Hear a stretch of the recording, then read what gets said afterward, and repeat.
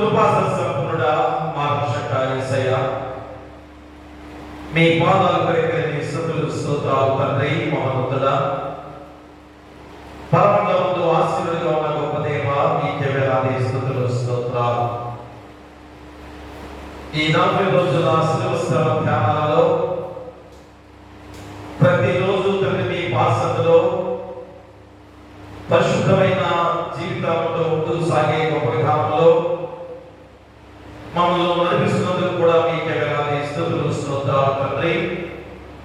ఎందుకంటే 40 రోజులను పరిశుద్ధ దినాలుగా, పవిత్రమైన రోజులుగా అయ్యా మీరు గుర్తు చేసిన గొప్ప విధానం తండ్రి. ఎందుకనగా మా కొరకు ఆయన శిలువ బలియాగంగా అర్పించుకొని మీ పరిశుద్ధ రక్తముతో మమ్మల్ని కడిగిన దేవాది దేవుడు, మరి మాలో ఉన్న పాప జీవితాన్ని తీసివేసి పరిశుద్ధమైన మార్గంలో నడవడానికి ఇంకా మాకు గొప్ప అవకాశం ఇచ్చిన దేవాది దేవుడు తండ్రి. కాబట్టి ప్రతి ఒక్కరు కూడా ఈ గొప్ప రోజులుగా, ఈ 40 రోజుల ప్రారంభ రోజులు అనుకొని తమ పాపాన్ని ప్రాయశ్చిత్తం చేసుకోవడానికి, పరిశుద్ధమైన జీవితంలో కొనసాగడానికి దేవుడు ఇచ్చిన అవకాశం అని ప్రతి ఒక్కరు కూడా భావించుకొని తర్వాత 9 రోజులు కూడా ఇంకా పరిశుద్ధ జీవితంతోనే నడిచే బాధ్యత పొందుకున్న వారిగా ఉన్నట్లయితే ఖచ్చితంగా మోక్ష మార్గముగా ఆ పరలోక రాజ్యానికి చేరుతూ పోతున్నారు, నిత్య రాజ్యవాసులుగా ఉండబోతున్నారని సత్యాన్ని గుర్తు చేస్తున్నారు. అంటే కృప ద్వారా ఈరోజు 17వ రోజులోకి నడిపిస్తున్నందుకు మీకే వేలాది స్తుతులు స్తోత్రాలు. ప్రతి ఒక్కరిని నడిపించండి. ఎవరు అశ్రద్ధ నిర్లక్ష్యం చేయకుండా ప్రతి మోకాలు మీ పాసంలో మోకరిల్లి మీ నామానికి మహిమ, ఘనత, ప్రభావాలు కలిగించే విధంగా ప్రతి ఒక్కరిని నడిపించమని, ఈ ఆరాధనతో మీరు తోడుగా నడిపించమని నీ కుమారుడు మా ప్రభువైన యేసుక్రీస్తు ద్వారా వేడుకొంచున్నాము తండ్రి. ఆమేన్. ఆంధ్ర క్రైస్తవ కేంద్రం నుంచి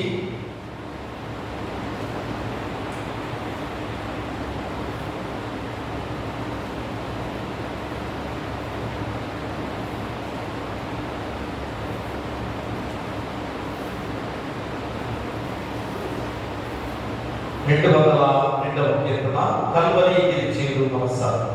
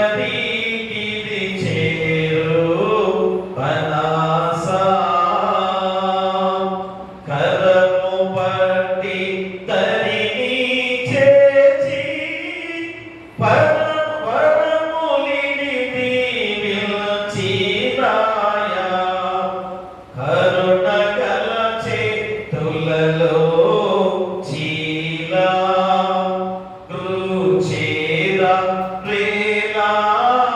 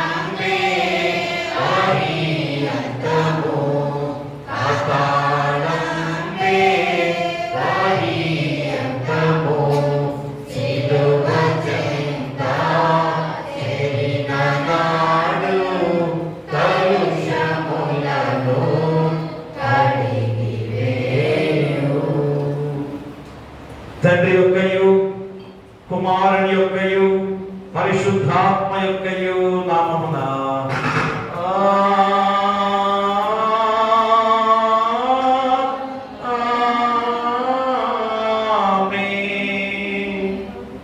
ఓ ప్రభువా, మా పెదవులను తెరువుము. అప్పుడు నా నోరు నీ స్తోత్రమును బయలుపరచును. ఓ దేవా, నన్ను విడిపించుటకు త్వరగా రమ్ము.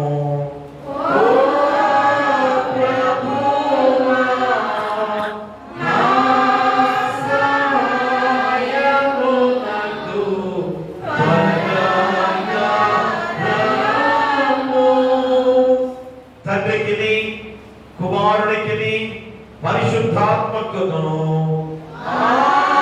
ఆదియందు ఇప్పుడెల్లప్పుడు యుగ యుగములందును మహిమ కలుగుగాక. ఆమేన్, ఆమేన్,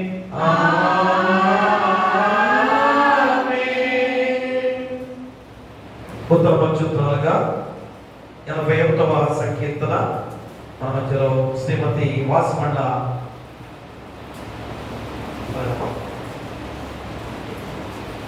పెద్దవాడు ఏంటంటే దయచేసి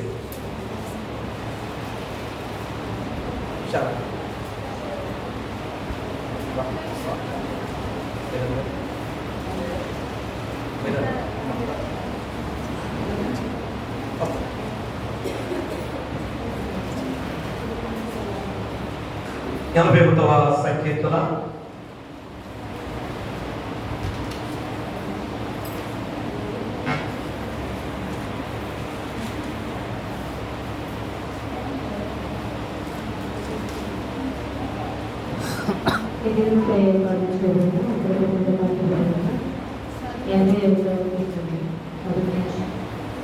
మనకు బలమైన దేవునికి ఆనందగానము చేయుడి, యాకోబు దేవుని బట్టి ఉచ్చాహధ్వని చేయుడి.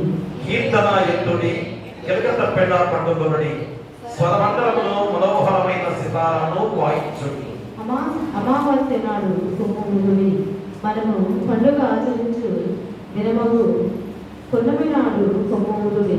అది ఇశ్రాయేలులకు కట్టడ, యాకోబు దేవుడు నిర్ణయించిన చట్టము. ఆయన ఐగుప్తు దేశము సంచారము చేసినప్పుడు యోసేపు సంతతికి సాక్ష్యముగా దానిని నియమించెను.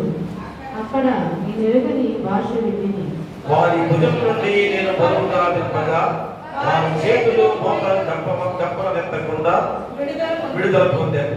బలత్కాలమునందు నీవు మొరపెట్టగా, ఆపత్కాలమందు నీవు మొరపెట్టగా నేను నిన్ను విడిపించెదను. ఉరుము దాగు చోటులో నుండి నీకు ఉత్తరమించితిని, మెరీబా జలముల యొద్ద నిన్ను శోధించితిని. నా ప్రజలారా ఆలకింపుడి, నేను మీకు సంగతి తెలియచేస్తును. అయ్యో ఇశ్రాయేలు, నీవు నా మాట వినియెడల ఎంత మేలు. అన్యుల దేవతలు ఒకటేను నీలో ఉండకూడదు. అన్యుల దేవతలలో ఒకదానికి నీవు పూజ చేయకూడదు. ఐగుప్తీయుల దేశంలో నుండి నిన్ను రప్పించిన నీ దేవుడకు యెహోవాను నేనే. నీ నోరు బాగుగా తెరువుము, నేను దానిని నింపెదను. ఆయనను నా జనులు నా మాట ఆలకింపకపోయేది, ఇశ్రాయేలీయులు నా మాట వినకపోయేది. కాబట్టి వారు తమ స్వకీయ ఆలోచనలను బట్టి నడుచుకున్నట్లు వారి హృదయ కాఠిన్యమును నేను వారికి అప్పగించింది. అయ్యో నా ప్రజలు నా మాట వినని ఎడల, అయ్యో నా ప్రజలు నా మాట వినని ఎడల, ఇశ్రాయేలు నా మార్గములను అనుసరించే ఎడల ఎంత మేలు. అప్పుడు నేను వేగరమే వారి శత్రువులను అణగదొక్కుదును, వారి విరోధులను కొట్టుదును. యెహోవాను ద్వేషించువారు వారికి లొంగుదురు, వారి కాలము శాశ్వతముగా ఉండును. అందరం కలిసి అతి శ్రేష్టమైన గోధుమలను అనుసరించి నేను వారిని పోషించుదును, కొండ పేరుతో నేను తృప్తిపరచుదును. ఇతడితో ఉత్తరపడుతుంది పాఠ్యభాగం ముగింపబడినది. తండ్రికి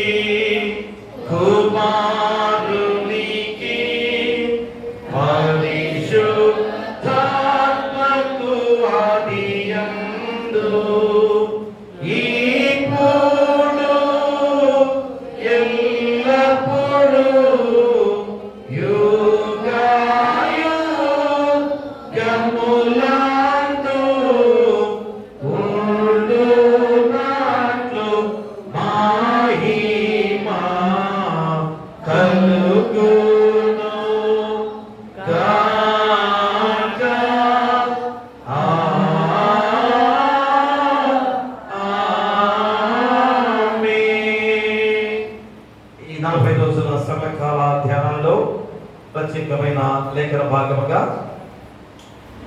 యోహాను రాసిన 2వ పత్రిక, పరిశుద్ధుడైన యోహాను రాసిన 2వ పత్రిక, అక్కడ ప్రింట్ పడింది, 1వ అధ్యాయము 1 నుంచి 13 వచనాలు. 1 నుంచి 13 వచనాలు. దీపిక అన్నబడు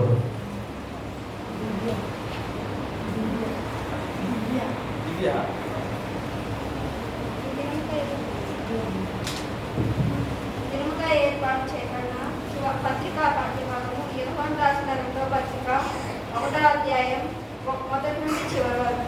పెద్దనైన నేను ఏర్పరచబడినదైన అమ్మగారికి ఆమె పిల్లలకు శుభమని చెప్పి రాయనండి.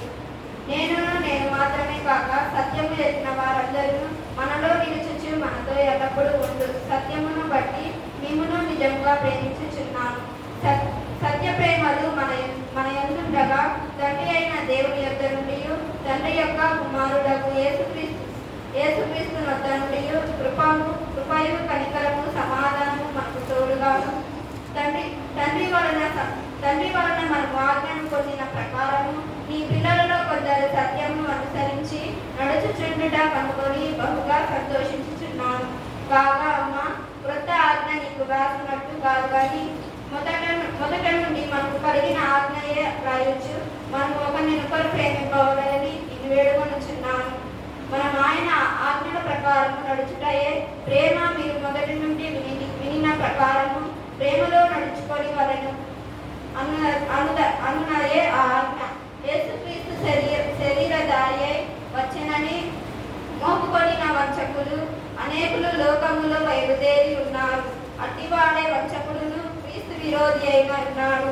మేము మీ మధ్యను నెరవేర్చిన కార్యములను చెడగొట్టుకొనక మీరు పూర్ణ ఫలం పొందినట్లు జాగ్రత్తగా చూచుకోండి.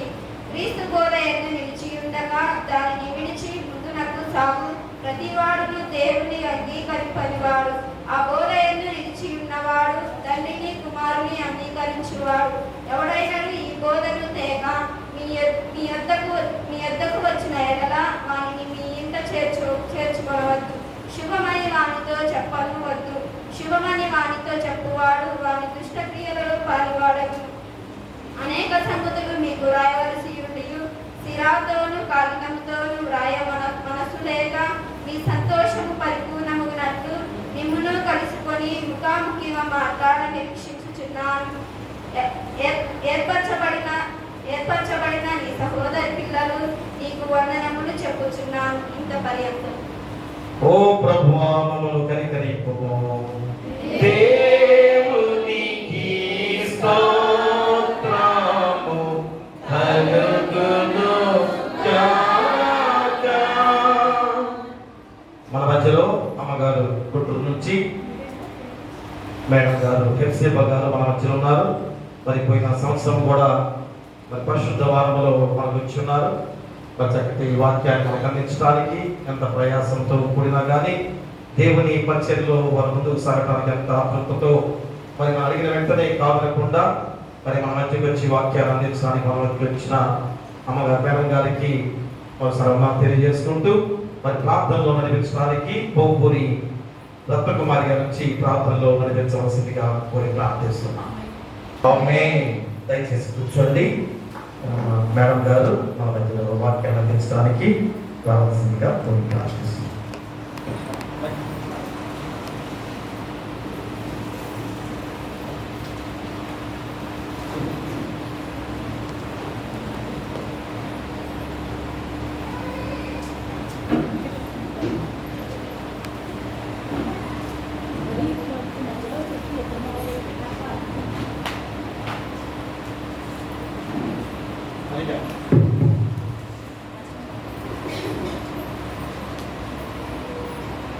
దేవుని నామానికి స్తోత్రములు.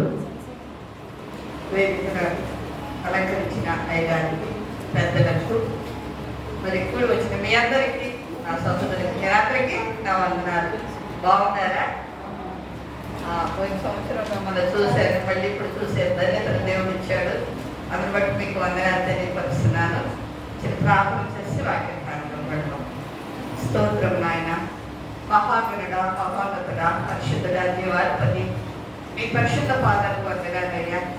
ఇంతవరకు సజీవ సాక్షిలో ఉంచినందుకు వందనాలు ప్రభా. ఇక్కడ నిలుచుని మీ మాటలు చెప్పుటకు నాకు ఎటువంటి అర్హత లేదయ్యా. అయోగ్యురాలైన నన్ను మీ శిల్వ చాటును మరుగుపరిచి మీ ఆత్మచేత అభిషేకించి మరుగైన మాటలు వాటి మర్మాలు మీరు బయలుపరచమని మీ పాదాలు పట్టుకుంటున్నాను. మీరు మాట్లాడుచుండగా మీ వాక్యపు వెలుగులో మా జీవితాలు సరిచేసుకుంటూ సహాయం చేయండి. ఏ హృదయానికి వాక్యం అవసరమో మీరే విడిచి వడ్డించమని సమస్త ఘనత మహిమ మీకే ఆరోపిస్తూ మా కొరకే మరణం పొంది తిరిగి లేచిన యేసయ్య అతి పరిశుద్ధ నామమున బ్రతిమలాడి వేడుకొనుచున్నాము తండ్రి. ఆమేన్. ప్రియమైన దేవుని బిడ్డలారా, చదవబడిన వాక్యాలు మనం గమనించి చూసినట్లయితే అంశం ఏమిటండి? వాక్యమందు నిలచేయుట. వాక్యం అంటే ఏమిటి? యోహాను సువార్త 1:30 ఏముందండి?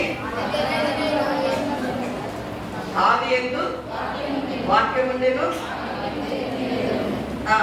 ఆ వాక్యమే ఇప్పుడు వాక్యం అంటే ఏమిటి? వాక్యం అంటే ఎవరు? వాక్యం అందు నిలిచేయటం అన్నా దేవుని అందు నిలిచేయటం అన్నా ఏంటమ్మా? ఒకటే కదా? అయితే దేవుని యందు నిలిచి ఉండుట. మరి దేవుని యందు నిలిచి వారు ఎవరు అని ఎలా మనం గ్రహిస్తాం? మనం ఎండలో నుంచి వచ్చామనుకోండి, లేకపోతే పొయ్యి సైడ్ నుంచి వచ్చామనుకోండి, ఏంటి ఒళ్ళు అంత వేడిగా ఈత ఇప్పుడు వరకు ఎండ నుంచి వచ్చావా అంటాం కదా. మంచులో నుంచి వస్తే బాగా చల్లగా మంచు దీన్ని చేతుందంటే ఏంటి ఉదయాన్నే మంచులో నడిచేవా అంటాం. ఎలా చెప్తున్నాము? మన స్థితిని బట్టి చెప్తున్నాం, అవునా? అదే విధముగా దేవునిలో నిలిచి ఉన్నామా లేదా అనేది ఎలా చెప్పగలము? ఈవేళ మనము చెప్తున్న నేను, నిలిచిన మీరు పరిశీలన చేసుకోవాలి. దేవునిలో నిలిచి ఉన్నామా? నిలిచి ఉన్న వారికి ఏంటి ఫలము? నిలిచి ఉన్నవాడు ఎలా ఉండాలి? అది ఈరోజు అంశము. యోహాను సువార్త 15వ అధ్యాయము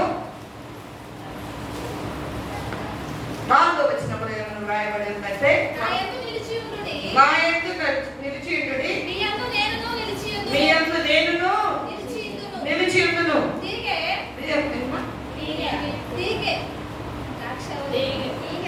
ఓకే. తీగ ద్రాక్షవల్లిలో నిలిచి ఉంటేనే కానీ తనంతట తానే ఎలాగూ ఫలింపదో అలాగే నా యందు నిలిచి ఉంటేనే కానీ మీరు ఫలింపరు. ఒకటేంటండి? నా యందు నిలిచి ఉండుడి, మీ యందులో కూడా నేను. ఫస్ట్ కొంతమంది అంటారు, మా అబ్బాయికి ఏదైనా ఉద్యోగం వస్తేనే మేము చర్చికి వస్తాం, లేకపోతే మబ్బులన్నీ తీరితేనే నేను చర్చికి వస్తాను. ప్రభు అంటారు, ముందు నా యందు నిలిచి ఉండండి, నేను మీ యందు. ఆయన మనలో నిలిచి ఉంటే ఏం జరుగుతుందో, మనలో నిలిచి ఉండాలంటే మనమేం చేయాలో అది మనం గ్రహిద్దాము. యోహాను సువార్త 7వ అధ్యాయము 31వ వచనం. కాబట్టి యేసు తనను నమ్మిన యూదులతో మీరు నా వాక్యమందు నిలిచిన వారైతే నిజముగా నాకు శిష్యులై ఉండి సత్యమును గ్రహించెదరు. ఏం చేస్తారంటండి? సత్యము ఎలా ఉంటది ఏంటి? ప్రభు అంటాడు, నేనే మార్గము, నేనే. కాబట్టి సత్యాన్ని మీరు గ్రహిస్తారు అని అంటున్నాడు. సత్యాన్ని గ్రహించడం అంటే ఎలాగా? ఫస్ట్ ఏమంటాడు? నా యందు మీరు ఉండాలి. మరి దేవుని యందు మనము నిలిచి ఉండాలంటే మనం ఏం చేయాలి? రోమా 6:18లో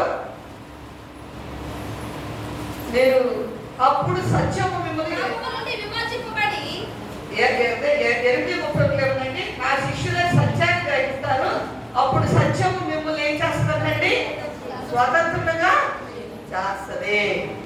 సత్యము అంటే దేవుడు కదా, యేసుక్రీస్తు. మనల్ని ఏం చేస్తుందండి? స్వతంత్రులుగా చేస్తుందట. అయితే ఇప్పుడు చదవండి, రోమా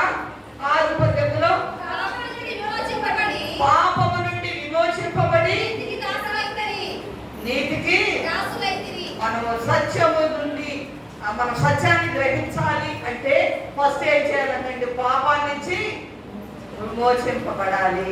అంటే పూర్వము మనం ఏం చేస్తున్నామో ఇవి చేయకూడదు, ఇక నుంచి చేయకూడదు. ఇటువరకు ఎప్పుడు అబద్ధాలు ఆడేవాడు అనుకోండి, ఇక నుంచి దేవుని కలిగిన వాళ్ళు ఏం చేయాలండి? ఏం చేయాలి? పై ప్రభా అంటే పైకి ఏం చేయాలండి?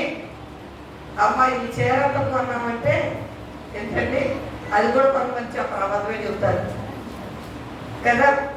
కాబట్టి ఏంటంటే ఏం చేస్తారంటే ముందు మనము పాపము నుంచి విమోచింపబడాలి. ప్రభువా నేను పాపిని, నా పాపాలు క్షమించయ్యా అని పాపం ఈ అమూలమైన రక్తంలో నన్ను కడిగి శుద్ధి చేయ. ఈ 40 రోజులు కొంతమంది అంటారు, ఈ 40 రోజులు మేము అంతే ఉంటామండి, తర్వాత ఏమిటి? కాబట్టి ఫస్ట్ ఏం చేయాలంటే పాపము నుంచి విడిపింపబడి మీరు దేనికి దాసులయ్యారంటే నీతికి దాసులైన అంటారు. ఈ బానిస దాసుడు అంటే బానిస అయిపోయాడు. ఈ అబ్బాయి ప్రార్థనకు రావట్లేదు ఏంటమ్మా అంటే బానిస అయిపోయాడండి కదండి. మీ అమ్మాయి ప్రార్థనకు రావట్లేదు ఏంటమ్మా, సీరియల్ బానిస అయిపోయిందండి కదండి. దాని నుంచి ఏం చేయాలండి? నీతికి దాసులు అవ్వాలంట. పాపము నుండి మనము విడిపింపబడాలి అంటే ఏంటంటే మన క్రీస్తు రక్తంలో కడగబడాలి. కాబట్టి రోమా 1 ఏంటంటే పాపము నుండి విడిపింపబడి నీతికి దాసులు అవ్వాలి. రెండవది రోమా 6:22లో ఇప్పుడు పాపము నుండి విమోచింపబడి దేవునికి దాసులైనందున అందున పరిశుద్ధత కలుగుటయే మీకు ఫలము దాని అర్థం ఏంటంటే దేవునిలో నిలిచి ఉండటం అంటే పరిశుద్ధత కలిగి ఉండటం. అంటే పాపాన్ని విడిచిపెట్టి పరిశుద్ధత కలిగి ఉండటమే ఏంటంటే నీతి ఫలము కలిగి పరిశుద్ధత కలిగి ఉండటమే మరి మీకు ఫలము. దాని అర్థం ఏంటంటే నిత్య జీవము. పాపాన్ని విడిచిపెట్టి దేవునిలో ఉండటమే, దేవునిలో నిలిచి ఉండటమే పరిశుద్ధత. దాని అర్థం ఏంటంటే నిత్యం అంటే మనం దేవునితో ఉంటాము, దేవునిలో ఉంటాము.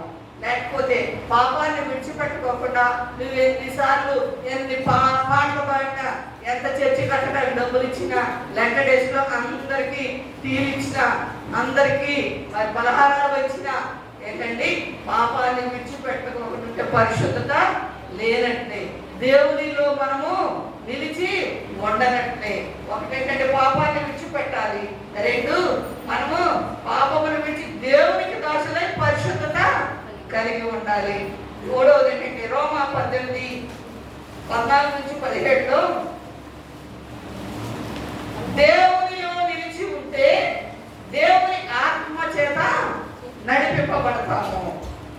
17వ వచనంలో 14లో దేవునిలో నిలిచి ఉంటే దేవుని ఆత్మ చేత నడిపింపబడతాము. 17 దేవుని రాజ్యము భోజనము కాదు కానీ నీతియు సమాధానమును పరిశుద్ధాత్మయందు ఆనందమునై ఉన్నది. 17వ వచనం చదవండి.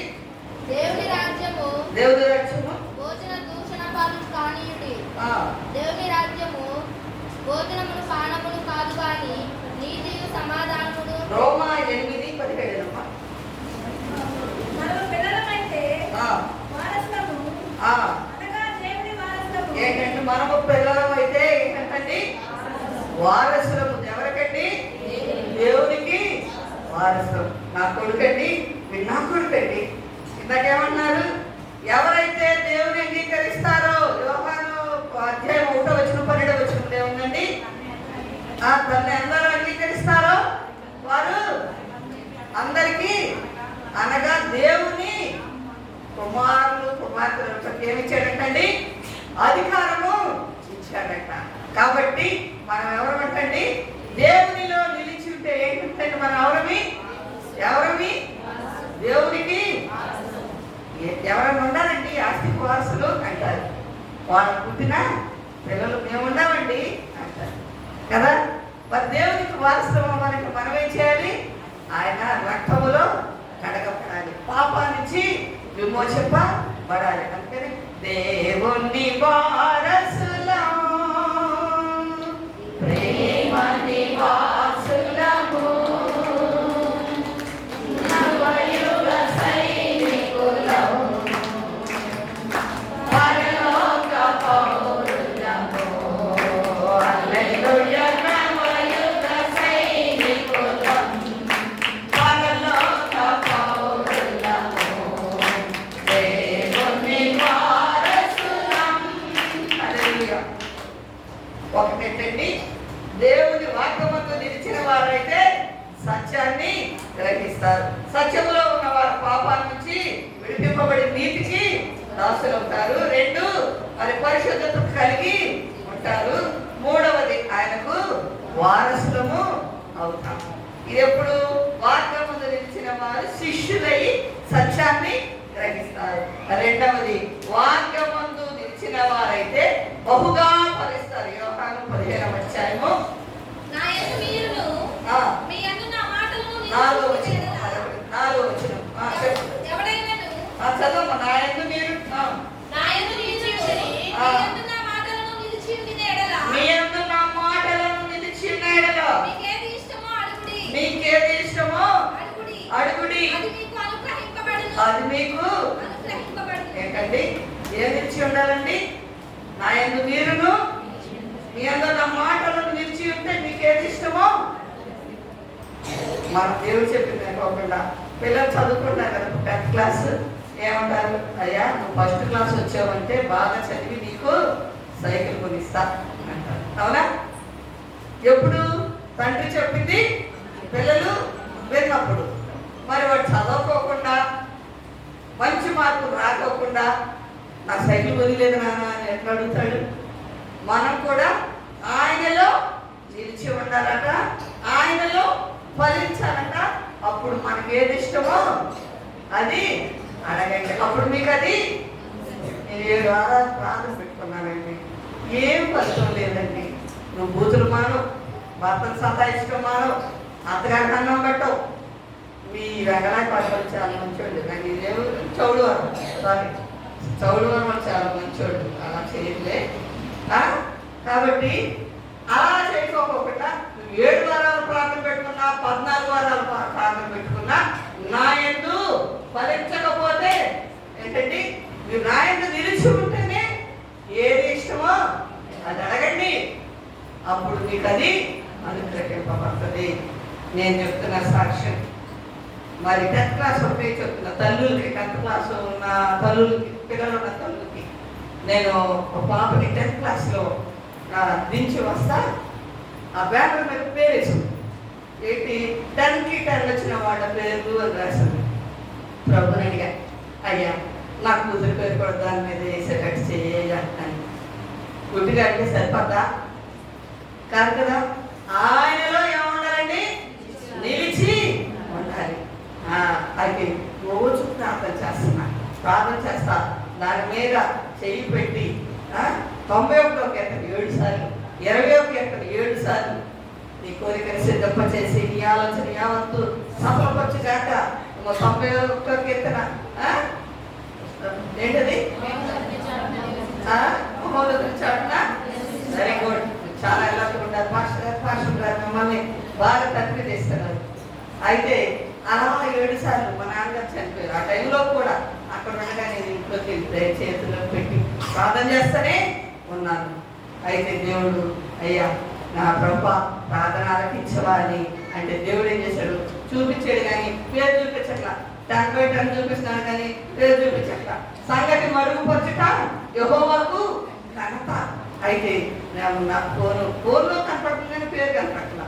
తర్వాత అమ్మవారు ఫోన్ చేసి ఎన్ని వస్తాయి అనుకుంటున్నావు అని అన్నాడు. అల్పవిశ్వాసం కదా. ఇన్ని రోజులు ప్రార్థన చేసి 91వ కీర్తన ఇన్ని రోజులు సంవత్సరం అంతా ప్రార్థన చేసి చెప్పలేకపోతున్నా 10/10 వచ్చినాయి అని. ఆయన అన్నారు, ఎన్ని వచ్చినాయి తెలుసా? 10/10. దేవునికి స్తోత్రం. కోసం ప్రార్థన చేస్తున్నావా? ప్రేమైన దేవుని బిడ్డలారా, అయ్యో సిలివేశారా ఏసయ్యో అని ఏడుస్తుంటే ప్రభు అన్నారు, సీయోను కుమార్తెలారా నా కోసము ఎవరి కోసం ఏడవాలంట? మరి మన పెట్ట కోసం ఏడుస్తున్నావా? ఎన్నడు చెప్తావురా నువ్వు? దిక్కుమాలిగా అంటున్నావా? వడుక్కు తింటావురా నువ్వు? పిల్లల్ని ఎప్పుడు కూడా అలాంటి మాటలు, తల్లి మాట అంట గడప దాటదట, జాగ్రత్త. నోటికి బలమైన శక్తిని ఇచ్చాడు దేవుడు. మనం అడుగుతా ఉంటే, ప్రార్థన చేస్తే అది వింటాడన్న దేవుడు. మరి అమ్మగారు ఎంత చెప్పాలి? వింటాడన్న దేవుడు మరి తిట్టంటే వినడా? దీవెన శాపము ఒకటేనా? కాబట్టి తల్లులారా మీ అందరూ చెప్తున్నా, పిల్లల్ని రోడ్డుకు వచ్చినట్లుగా మాట్లాడవద్దు. మా ఇంటి వెనుక ఒక అమ్మాయి ఉండేది, పిల్లలు లేదేది, వాడు అన్యులు హిందువులు. రోజు వాళ్ళ ఆయన తిరిగి మేడ మీదకి వచ్చి నాతో ప్రార్థన చేయించుకునేది. ఏడ్చి ప్రార్థన చేసుకునేది. ఆఖరికి దేవుడు వాడికి 2 కొడుకులు ఇచ్చారు. మాకు వాడే అర్థం ఇక తిట్టది, నా చెవులు పగిలిపోతాయి అన్నమాట. రోజు అన్నాడు వస్తావు నీ జన్మ ఎప్పుడు ఈ 2 మాటలే.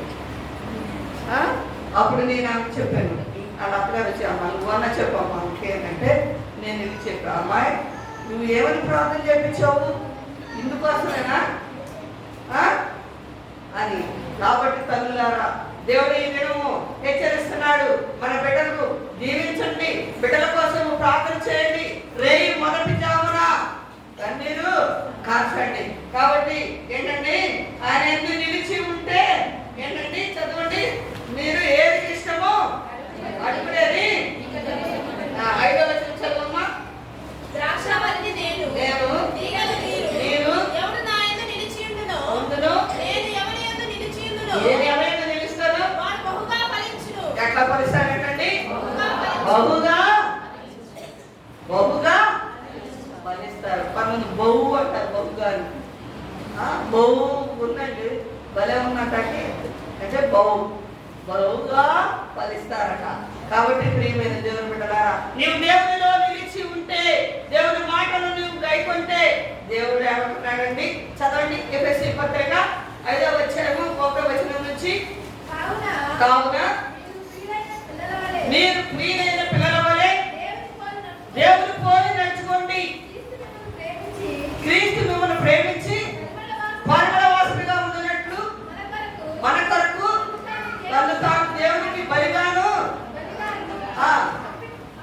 ఏంటండి, కలవరి సిలువలో నీ కోసము నా కోసము ఒకటి తప్పుకు 40 కొరడా దెబ్బలు కొట్టించుకొని ఈ పుక్ మీద మరి వినప ఇదేంటంటే గేలపు ముళ్ళు ఇంత ఇనప గుండు ఉండి ఈపు మీద 40 కొరడా దెబ్బలు కొట్టి లాగుతుంటే అంత వీపంత మాంసమతులు యెరూషలేము పరవీధుల్లో పడిపోయి ఆ వీపు నాగలి సాలవలే దొరబడి మరి 150 కేజీల సిల్వర్ ఎత్తుకొని పడుతూ లేస్తూ మరి 7 అడుగుల మందున్న సేరలు చేతిలో కొట్టేసి తల మీద ముండ్ల కిరీటాన్ని పెట్టి శ్వాస ఆడలేక 6 లీటర్ల రక్తము ఆఖరి బట్టి వరకు నా కోసము నీ కోసము కాచి బలిగా ఆ ఆకాశానికి భూమికి మధ్యన వేలాడుతూ దాహము అని నీ కోసము నా కోసము బలి ఆడాడు ఆయన, తెలుసా?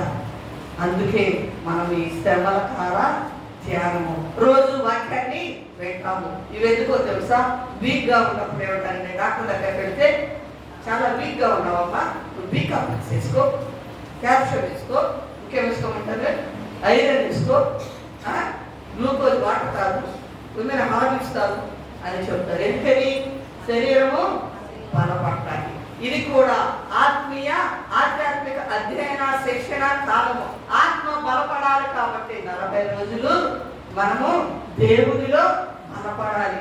కాబట్టి ఏంటంటే బహుగా ఫలించాలి. మరి ఫలించకపోతే ఏం చేస్తాడు? 6వ అధ్యాయం 4వ వచనంలో నా యందు నిలువని తీగలను ఉండని ఎడల ఏంటండి? పారవేయబడి ఎండిపోవును. పోగు చేసి ఎక్కడ వేస్తారంటండి? మనుషులే ఏం చేస్తారంటండి? అగ్నిలో. మరి మనం కూడా ఫలించకపోతే ఎక్కడ వేస్తారంటండి? అగ్ని అంటే నరకంలోకి వెళ్ళిపోతున్నాము. అంతా వింటాము. ఎవరు చచ్చిపోయారనుకోండి, ఏమంటాం? ఏం పట్టుకుపోతాంలేండి, అందరూ అదే మాట. ఏం పట్టుకుపోతాంలేండి తెలుసు. ఎక్కడి నుంచి ఇక్కడ జరిపేటప్పటికి 3వ ప్రపంచ యుద్ధమే కదా. మరి అత్తగారికి ఏం ఇచ్చింది మాకు అని ఇట్లా ఇట్లా ఇట్లా అని ఎంతగానో దద్దరిల్లిపోతుంది కదండి. అంతా చిన్న కొడుకే పెడుతుంది, మాకే పెడుతుంది, అంతా కూతురికే పెడుతుంది. ఏ తీసుకెళ్ళమని తెలుసు. అందుకని అగ్నిలో ఏం చేస్తారంటండి, మార్చివేస్తంట. అక్కడ అందరూ కూడా మనం ఏం మాట్లాడామో, ఎలా ఫలించామో ఫలించలేదో ఎలా ఉంటామండి. ప్రతి వారు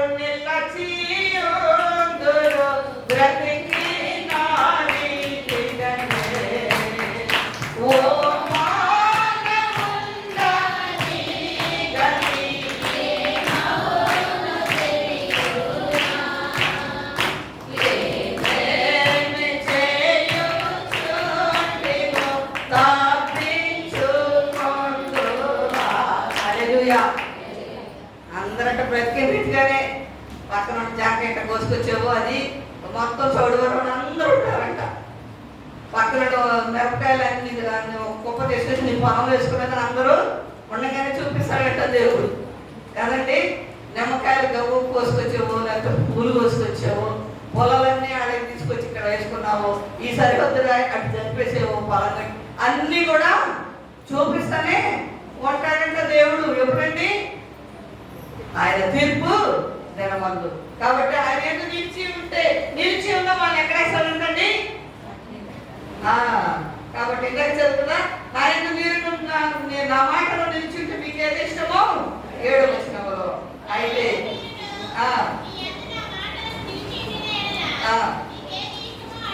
అది ఇంకా చెప్పాను కదా. ఇంకోటి ఏంటంటే 9వ వచనము, తండ్రి నన్ను ఎలాగూ ప్రేమించాను, నేను మిమ్మల్ని అలాగూ ప్రేమిస్తుంది, నా ప్రేమ యందు నిలిచి ఉండుడి, గైకొని ఆయన ప్రేమ యందు నిలిచిన ప్రకారము మీరును నా ఆజ్ఞను గైకొని ఎలా. ఏంటంటే చాలా కష్టం కదండి. నేను దేవుని ప్రేమ నాలో ఉంది, మీరు కూడా మీలో ఏముండాలండి, ఆ ప్రేమ ఉండాలి.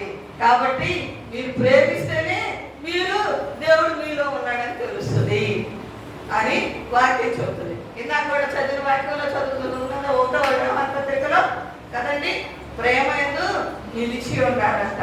మీరు నన్ను ప్రేమిస్తే మీరు ఒకరినొకరు ప్రేమించుకుంటారు. ఆజ్ఞలన్నీ 2 ఆజ్ఞలు అంట, అన్ని కలిపితే ఏంటండి, ఓనములతో దేవుని ప్రేమించాలి. రెండోది కష్టమైంది కదా. నాకు వాటికి చెప్పమన్నా చెబుతాను, అంత పాట పాడమన్నా పాడతాను. ఇంకొకరిని ఎందుకు నేనేంటంటే ప్రార్థన రాలేదేంటి వాళ్ళ ఇంటికి సువార్త సారీ ఎవరైనా అన్నారు సువార్తలో రావాలి కదా. సువార్త మీకు ప్రార్థన రాలేదేంటమ్మా, వాళ్ళు మేము పలుకోండి. అసలు వాళ్ళు పార్టీ మేము పార్టీ. నువ్వు పలుకోకపోతే, ప్రేమ నీలోకి లేకపోతే, మనము దేవునిలో నిలిచి ఉన్నట్లు ఏమా సంతరించవచ్చు కదా. మీ తోడు పని ఏం బతుకుతాడు, అదన్నమాట నా డొక్కలో వెళ్తుంది. నేను బతుకున్నాను, నా కాలాలు నీకు గొప్పని రాయి అంటాను. నువ్వు రాయకపోతే దేవుడు పరలోకానికి రాలేడు. కాబట్టి మన ఆయన మా చర్చిలో ఒక ఆయన వాక్యం చెప్పారు. ఆయన అంటున్నాడు ప్రేమించాలి క్షమించాలి అని అంటే, మరి మన పరలోక ప్రార్థన ఏం చేస్తామండి, ఏం చేస్తారు? మా ఆయన అపరాధం చేసిన వారిని నేను క్షమించలాగున మనం క్షమిస్తున్నామా? మరి చెప్పాడు కదా, డబ్బులో పెరుగుతున్న కంటంలో ప్రాణం నేను ఆయన క్షమిస్తానండి. క్షమించకపోతే మన అపరాధాలు కూడా ఆయన క్షమించడానికే సిలువలో రక్తము, అదే ప్రేమ. ఏమా అద్భుత ప్రేమ, ఏలాగు మనకును ప్రభువా. ఆయన ఎంత అద్భుతమైన ప్రేమ. ఎవరైనా ప్రాణం పెట్టగలిగిన ఉన్నారా? నా కోసమో నీ కోసమో ఆయన కల్వరి సిలువలో ఆయన పరలోకాన్ని విడిచిపెట్టి ఎలా వచ్చాడంటండి, దాసుని స్వరూపాన్ని ధరించుకొని ఆదాము చేసిన దోషానికి ఆయన పరిహారంగా కడపటి ఆదాము మనకి ఈ లోకానికి వచ్చాడు. కాబట్టి ఏంటంటే మా చర్చిలో ఒక ఆయన చెప్పాడు, ఆ ప్రేమ కలిగి క్షమించమంటున్నారు. సరే నేను ఒకటి చెబుతాను, మీరు చేస్తారా అన్నాడు ఆయన. ఏంటంటే వాళ్ళ అమ్మాయికి ఎంగేజ్మెంట్ పెట్టుకున్నారంట. రేపు అవుతూ ఉన్నాక ఆ ఇంటి పక్క వాళ్ళు ఎవరన్నాక అది చెడగొట్టేశారంట వాళ్ళకు ఫోన్లు చేసి. అయితే మీరు వాడిని ఇంటికి వెళ్ళి తన్నొస్తారా, ప్రార్థన చేస్తారా? మానవులు ఏం చేస్తారంటే మనం మా గడప ఎంతమంది అనుకున్నారు, మా ఇంటి పక్క వాళ్ళు వాడిని అట్లా వదులుతామా, ఏమనుకున్నారు అని ఒక 10 మంది వేసుకుని చుట్టుపక్కల ఊర్లో మరి వేసుకుని మనము వెళ్తాం కదా, అంతేనే జనరల్గా జరిగేది. కానీ దేవుని వాక్యము మనలో నిలిచింటానంట ఆ ఇంటి వైపు చేతులెత్తి, అయ్యా తెలుసో తెలియకో చేశాడయ్యా, దయతో క్షమించి అతనికి మారు మనసు దయచేయమని ప్రార్థన చేశారంట. అలాంటి క్షమించే గుణాన్ని బట్టి దేవుడంట కక్షతో సాధించింది, కరుణతో సాధించగలుగుతాడు. సాధ్యం కాదు మనలో, కానీ దేవునిలో నీవు నేను నిలిచుంటే క్షమిస్తాం. దేవుని ఆత్మ మనలో ఉంటే క్షమిస్తాం. ఎట్లా తెలుస్తుందని, ఎలా క్షమించగలుగుతాము, ఎలా క్షమించగలుగుతాము అండి?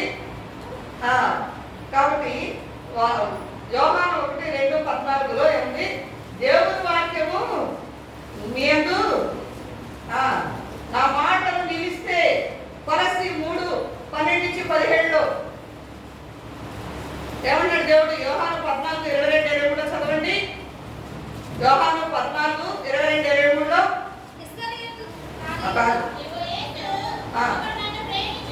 వాడు నన్ను ప్రేమించిన యెడల ఏంటండి? నా మాటలు గైకొనును, అప్పుడు నా తండ్రి వాడిని ప్రేమించును, వారి యొద్దకు వచ్చి వారి యొద్ద ఏంటంటే ఏం చేస్తాడంటండి అంటే ఆయన యొద్ద ఉంటున్నాడు కదా. దేవుడి యొద్ద మనం ఉంటాం, మన యొద్ద దేవుడు ఉంటాడు.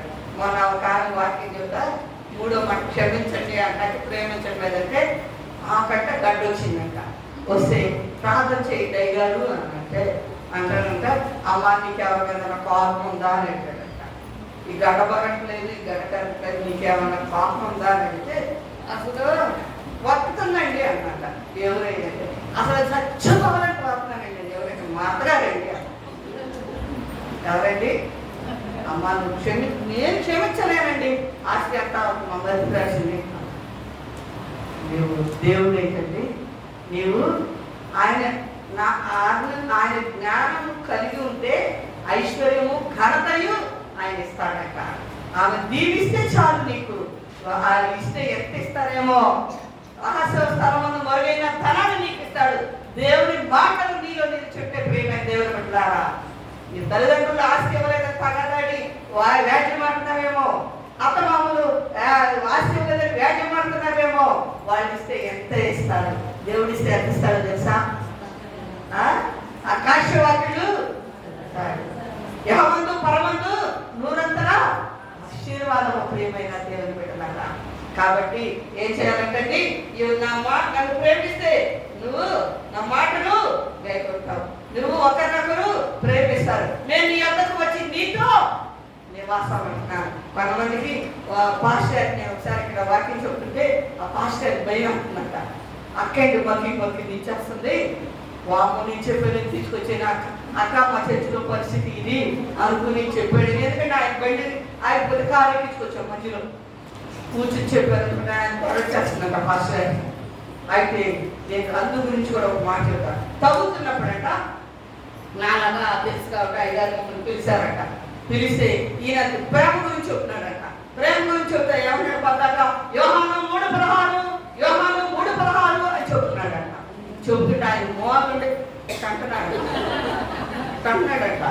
అంటే ఏంటా ఇట్లా అంటే బయటకు నీ పని చేస్తారు ఎట్లా అంటున్నాడట. అయినా సరే ఈయనేం పట్టించుకోకుండా యోహాను 3:16 ఆయన ప్రేమ ఎంతో గొప్పదని ప్రేమ గురించి వర్ణిస్తూ అలా చెబుతుంటే వచ్చినాక నువ్వేదో బాగా చెప్పాలని పిలిస్తే పద్దాక నా గురించి చెప్పాలా నువ్వు అన్నాడు. నేనేం చెప్పానంటే నా పేరు యోహానని, 3 భార్యలని, 11 పిల్లలని, నువ్వెన్నిసార్లు చెప్తావు అన్నాడు. ఆయనకేంటి తగిలింది. ఈ చెప్పిన దేని గురించి? దేవుడు లోకాన్ని ఎంతో ప్రేమించాడు, మీరు కూడా ప్రేమ కలిగి ప్రేమించాడు కాబట్టి ఆయన కుమారుని లోకానికి పంపించి సిలువలో బలియాగము అయ్యాడని చెప్తే ఆయన తగ్గుతుంది, కొంతమంది తగ్గుతుంది అన్నమాట. కానీ తగినప్పుడు ఏం చేయాలండి? సరి చేసుకోవాలి. దేవుడు, అయ్యా నువ్వు నా కోసం కర్మల శిలువలో బలియాగం అయ్యావయ్యా, నువ్వు కాచిన రక్తములో నేను నా పాపాలను కడుక్కుంటానే, నువ్వు నాలో నిలిచి ఉంటే ఏమవుతుందండి? ఫలించని ప్రతి తీగని ఏంటండి ఏం చేస్తారంటండి? అయితే యోహాను వాక్యము నిలిచి ఉంటే 17వ వచనంలో చదవమ్మా.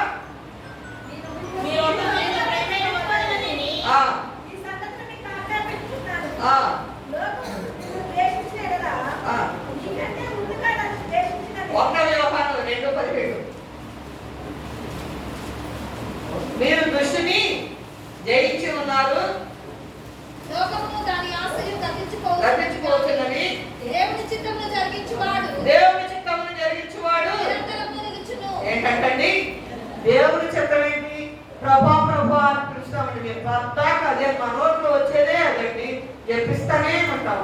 ప్రభా అంటాడు, ప్రభా అని పిలిచి ప్రతి వాడును నా రాజ్యానికి అర్పుడు కాదు కానీ నా తండ్రి చిత్తము ప్రకారం నెరవేర్చు. తండ్రి చిత్తం నెరవేర్చడం అంటే ప్రేమ కలిగి ఉండటం, క్షమ కలిగి ఉండటం. అదే చదువుదాం మరట. చదవండి మత్తయి 7:17.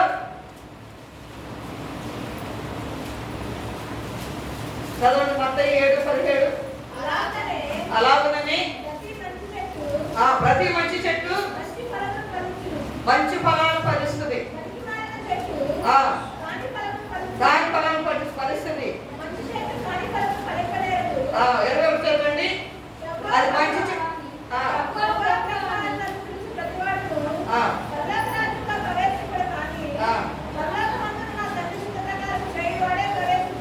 అందుముందే ఉందండి. చెట్టును బట్టి వాటి ఫలాలను బట్టి అది ఏ చెట్టు ఏమండి తెలుసుకుంటామా లేదా? 18వ వచనంలో 17వ వచనం చివరిలో ఏముందండి? ఫలాలను బట్టి చెట్టు చదవమ్మా. కాబట్టి మీరు వారి ఫలముల వలన ఏంటండి? ఫలాల వలన ఏంటండి? జాంకాయలు కాస్తున్నాయి అనుకో ఏమంటారండి? ఫస్ట్ అంటారు ఇదే చెట్టు అర్థం కావట్లేదండి. అది కాయలు కాసిన తర్వాత ఏమవుతుందంటండి?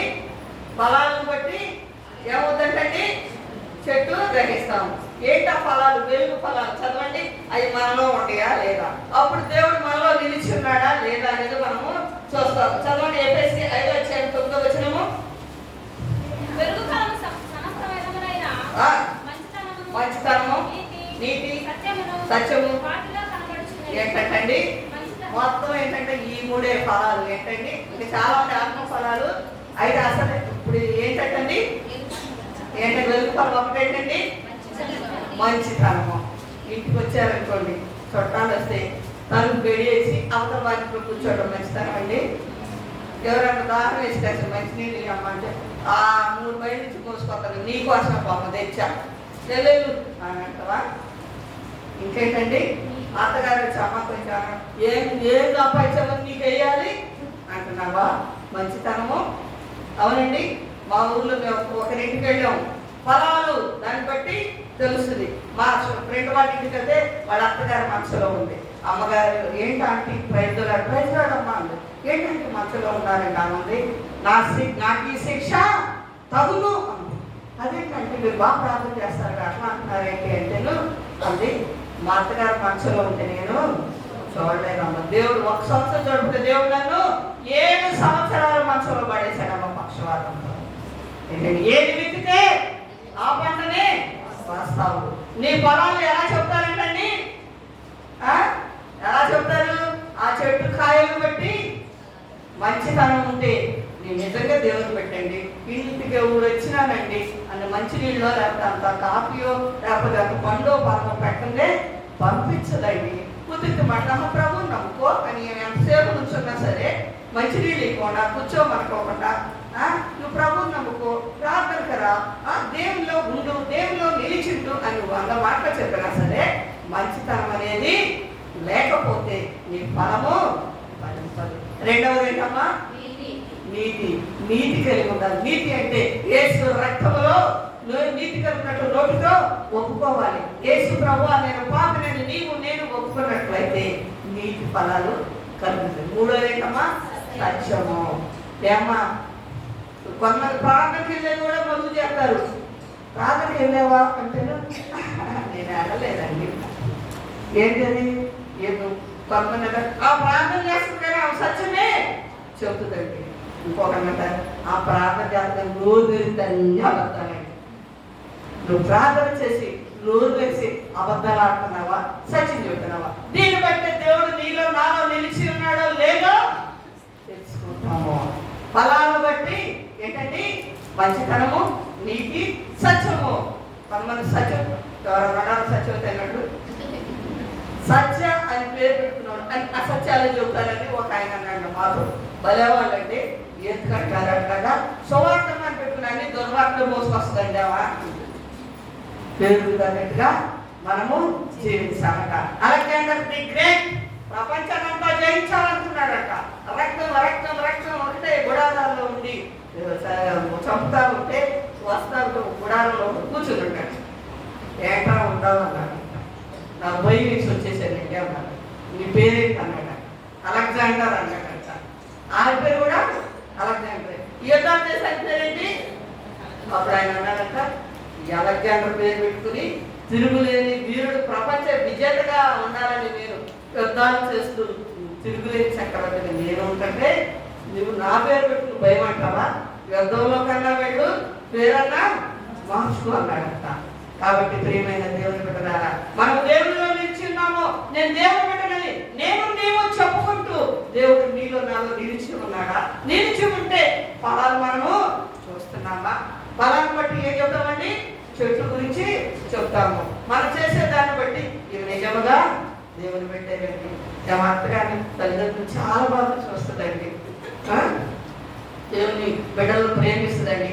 సంఘంలో పరిచయం ఏంటో ముందుకు వస్తుందండి అంటూ ఉంటారు. ప్రేమైన దేవుని బిడ్డలారా, అయితే మరి దేవునిలో ఇప్పుడు ఏం చెప్పామంటే ఒకటి సత్యాన్ని వాక్యమందు నిలిచిన వారైతే సత్యాన్ని గ్రహించి శిష్యులై ఉంటారు. రెండవది వాక్యమందు నిలిచిన వారైతే బహుగా ఫలిస్తారు. మూడవది క్రీస్తు నందున్న వారు నూతన సృష్టి. ఆ చదవండి 2 కొరింథీ 5:17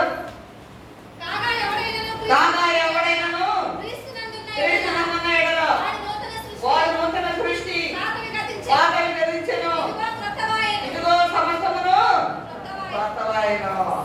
అయితే మనం ఏంటంటే నీవు క్రీస్తులో ఉంటే ఏం చేయాలంటే సమస్తము కూడా నూతన.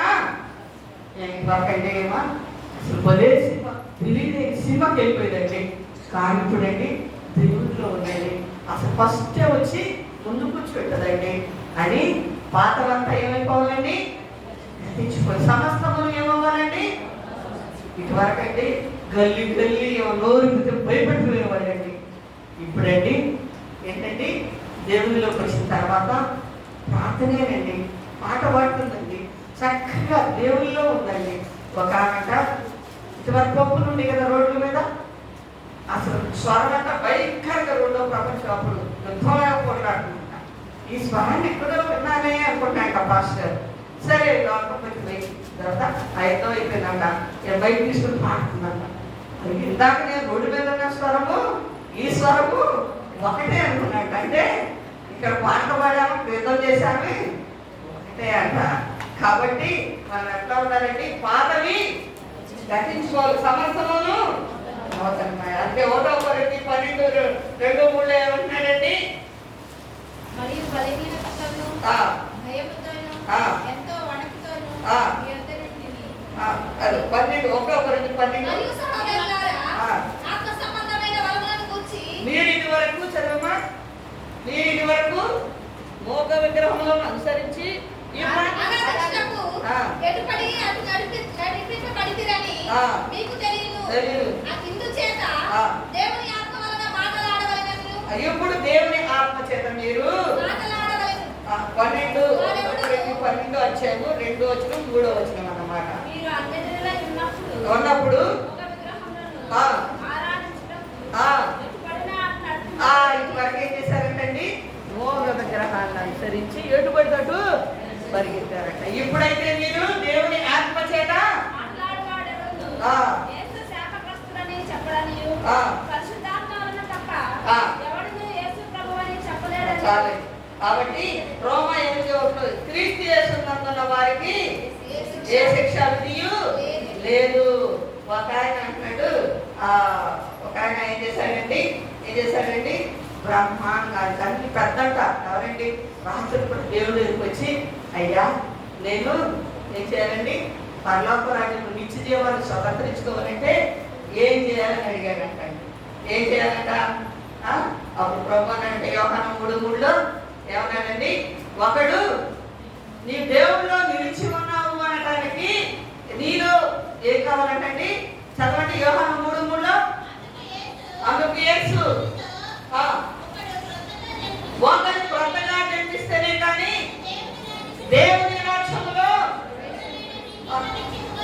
చెప్పుచున్నాను. అయితే ఆయన అంటాడు, ఎట్లాగయ్యా తల్లి గర్భంలో ముసలుడు ఆత్మ మూలముగాను నీటి మూలముగాను జన్మిస్తేనే మనము దేవుల్లో ఉన్నామంటానికి ఆత్మ మూలముగా జన్మించామా, నీటి మూలముగా జన్మించామా లేదా? ఆత్మ మూలముగా జన్మించడం అంటే ఏంటో రోమాపత్రిక 10:9 చదవండి.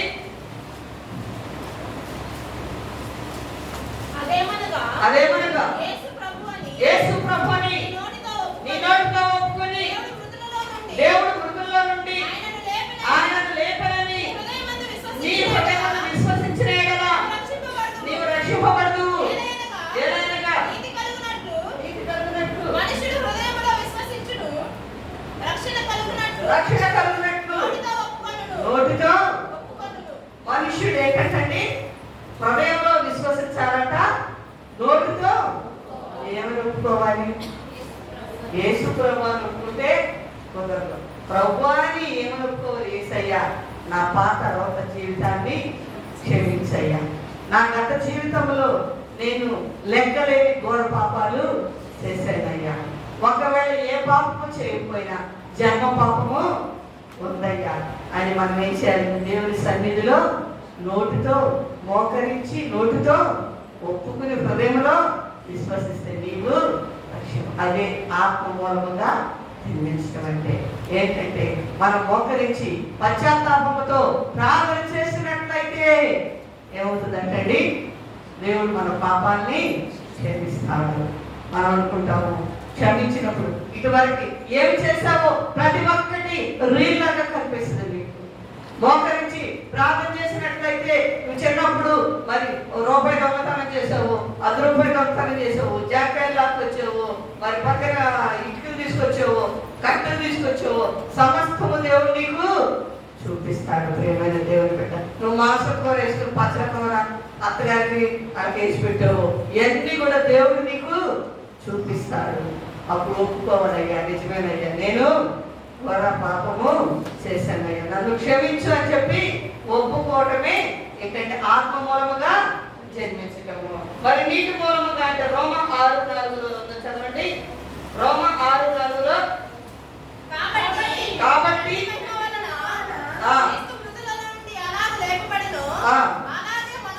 అలాగే మనమును నూతన జీవం పొందిన వారమై నడుచుకున్నట్లు మనము బాప్తిస్మం వలన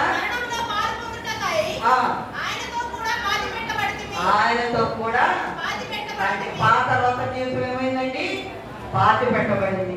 బాప్తిస్మం తీసుకున్నాము. మరి ఇన్ని సంవత్సరాలు ప్రియమైన దేవుని బిడ్డలారా అంటే బాప్తిస్మం తీసుకుంటేనే మా అబ్బాయి ఉద్యోగం రాదండి అనుకుంటున్నారేమో. ఆయన ఏమన్నాడు? మీరు నాయన నిలిచింటే మీరు ఏది ఇష్టమో అది అడగండి, మీరు బహుగా ఫలిస్తారు. ప్రియమైన దేవుని బిడ్డలారా ఆయనలో నీవు ఉంటే ఏం చేస్తాడండి? శపితమైనది సహితము ఆశీర్వాదకరముగా మార్చేస్తాడు. కాబట్టి మన దేవుడితో కూడా బాప్తిస్మం అంటే పాత రోత జీవితాన్ని పాతి పెట్టేసినట్లే. మరి బాప్తిస్మం మనం తీసుకున్నామా? ఎంత వయసు వచ్చినా బాప్తిస్మం తీసుకోకపోతే నేనే రక్షణ దినము, ఈ రోజే అనుకూల సమయము నీ జీవితంలో ఏదో లాంటి గడిచిపోయిండొచ్చు. ప్రియమైన దేవుని బిడ్డలారా ఈ రేపు నిజం అవునో కాదో మనకు తెలిసిన గొప్ప ఎంతో మంది అలా కొడుకున్నట్టు ఒక ఆయన అతిపేరుకు పాలు తగ్గట్టు తెల్లారి పట్టి పిలిస్తే మన లేరట. పెద్ద పెద్ద అధికారులు. ఎప్పుడు ఏం జరుగుతుందో మనకి తెలియదు. వద్దు వద్దు పంపనగానే వదిలేసి వాడలేదు. నువ్వెంత తాపత్రపడినా, ఎన్ని ఎకరాలు కొన్నా, ఎన్ని ఇళ్ళు కొన్నా, ఎన్ని అబద్ధాలు ఆడినా, ఎన్ని లాక్కున్నా, ఎన్ని కబ్జాలు చేసినా అన్ని వద్దు పంపనగానే ఏంటండి పరదేశులము ప్రియులారా మన కొరవేదికాదికుడు నిజము. ఇదేంటమ్మా చనిపోయినప్పుడు పంట పడుతుంది వద్దు పొమ్మనగాన్ని వదిలేసి వెళ్ళిపోవటమే. కాబట్టి దేవుని వాక్యం నీలో నాలో ఫలించాలి అంటే విశ్వాసము కర్త దాన్ని కొనసాగించేవాడైనా యేసు వైపు చూసి నా పాపాలు నీ పాపాలు మనము ఒప్పుకున్నట్లయితే బాప్తిస్మం తీసుకున్న ఎడల అప్పుడు ఏం చేస్తామంటండి ఆత్మ ద్వారా నడిపించబడతాము. ఆ రోమ 8:10-11 క్రీస్తు నీలో ఉన్న ఎడల ఆత్మ ద్వారా నీలో నివసించును, మనలను కూడా జీవింపచేసి ఆయన వచ్చినప్పుడు ఏమవుతుందండి బ్రతుకుంటే చచ్చిపోతేనేమో మృతుల్లో నుండి లేతాము, బ్రతుకుంటే ఆ రీతిగానే మనం ఏం చేస్తామండి ఎత్తబడి గుంపులో ఉంటాము. చదవండి 8 క్రీస్తు మీలో ఉన్న ఎడల నీ శరీరము పాప విషయమై మృతమైనది కానీ నీ ఆత్మ నీతి విషయమై జీవము కలిగి ఉన్నది. యేసును లేపిన వాని ఆత్మ మీలో నివసించిన ఎడల క్రీస్తు యేసును లేపిన వాడు చావునకు లోనైన మీ శరీరములను కూడా ఏంటండి దేవునిలో ఉంటే మనం కూడా లేపబడతాము. ఈ ఒక్క వాటి చెప్పి నేను ముగిస్తాను. అయితే మరి దేవునిలో ఉంటే కూడా యోహాను 6:56 ఏముందండి నా శరీరము తిని నా రక్తము త్రాగువాడే. చదవండి యోహాను 6:50 త్రాగువాడు నా యందును నేను వాని యందును. మరి ఎంతమంది దేవుడి ఇక్కడ రొట్టె ద్రాక్షారసంలో పాల్గొంటున్నారు ప్రియమైన దేవుని బిడ్డలారా? దేవుడు నీలో నిలిచి ఉంటే ఏంటంటే రొట్టె ద్రాక్షారసంలో ఆయన రక్తము ఏంటండి నా శరీరం తిని నా రక్తము త్రాగువాడే నా యందు నిలిచి ఉండడు. కాబట్టి దేవుడు ప్రేమిస్తే ఆయన మన యందు నివసిస్తాడు. మరి అందరూ అనుకుంటారు సహోదరుతో సమాధానం కలిగి ఉండాలి. అక్కడ ఆ రొట్టె ద్రాక్షారసం తీసుకుంటే ప్రభు అంటున్నాడు ముందేంటి నీ సహోదరుతో నీవు సమాధానపడి దానిలో పాల్గొనమంటున్నాడు. కాబట్టి మరి ప్రియమైన దేవుని బిడ్డలాగా మరి మనము అనుకుంటాము ఏమనంటే అబ్బో మొన్నటి వరకు వారి సంగతి మనకు తెలియదా, ఇప్పుడు ఏదో పెద్ద భక్తి అనుకుంటున్నాడు అని అనుకుంటాం. అయితే ఎలా ఉన్నా సరే యేసయ్యనే అన్నారు. ఏమని నిన్ను నన్ను అంట ఒక వింత ఏమన్నారు చదువు ముగిస్తాను. లోకాసు వార్త 7:33 లోకాసు వార్త బాప్తిస్మం ఇచ్చి యోహాను రొట్టె తినకయు ద్రాక్షారసము త్రాగకయు వచ్చని కనుక వీడు దయ్యం పట్టుకోడు అన్నారట. మనుష్య కుమారుడు తినుచును త్రాగుచును వచ్చని కనుక వీడు ఇదిగో ఈ తిండిపోతును మద్యపానీయు సొంతకును పాపులకును ఏంటండి తిన్నోడేమో దయ్యం పట్టుకోడు అన్నారట. తినేవాడిని ఏమన్నారటండి తిండిపోతూ త్రాగుపోతు అన్నారట. ఇలా యేసయ్యనే అన్నారు మా నిన్ను నన్నట ఒక వింత. కాబట్టి ప్రియమైన దేవుని బిడ్డలారా దేవుని ఆత్మ నీలో నాలో నిలిచి ఉంటే నీవు నేను దేవునిలో నిలిచి ఉంటే ఆయన వచ్చినప్పుడు ఏంటంటే ఎత్తబడే గుంపులో ఉంటాము. క్రీస్తు విరోధి ఏంటంటే క్రీస్తు శరీరధారి ఈ లోకములకు వచ్చనని ఒప్పుకొనని వంచకులు అనేది మనం యేసుక్రీస్తు దేవుడుని యెహోవా దేవుడని చెప్పేవాళ్ళు చాలా మంది ఉన్నారు ఇప్పుడు మనం చదవబడిన వాక్యంలో. కాబట్టి అలాంటి వాళ్ళు వచ్చి మీ ఇంటికి వచ్చిన వారితో మీ ఇంటికి రానియద్దు. శుభమని వార్తలో చెప్పువాడు వారితో శాపగ్రస్తులు అవుతారు. మనం చదివిన వాక్యంలో మూలపాఠంలో ఉంది. కాబట్టి క్రీస్తు యేసుని నీవు అంగీకరించి మీలో నిలిచి ఫలిస్తేనే నాలో నిలిచి ఫలిస్తేనే ఆయన వచ్చినప్పుడు చెప్తున్నా నేను నిలిచిన మీరు ఆయన వచ్చినప్పుడు ఆయన రాక త్వరగా ఉంది కాబట్టి ఆయన వచ్చినప్పుడు ఎత్తబడే గుంపులో ఉంటాము. అట్టి కృపా పరిశుద్ధాత్మ దేవుడు మనకు దయచేయను గాక. ఈ కొద్ది మాట ఆమె ఈ కొద్ది మాట దేవుడు నిలిచిన గాక. ఆమె నాకు ఈ అవకాశం ఇచ్చిన అయ్యగారికి మీ అందరికీ కూడా నా వందనాలు తెలియపరుస్తున్నాను. Thank you very much. Thank you అన్నాను.